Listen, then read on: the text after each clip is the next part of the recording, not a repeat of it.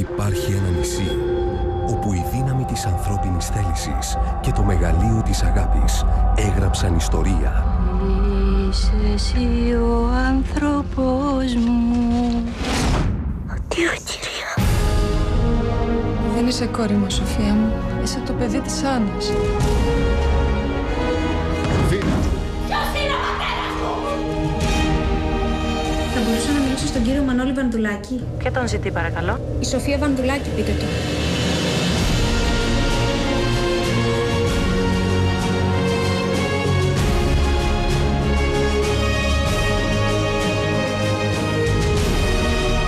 Αυτοί όλοι ήταν η οικογένειά μου, Αλέξης. Αυτοί ήταν ήρωες. Ξέρεις ποιος φέρθηκε χειρότερα από όλους? Εγώ.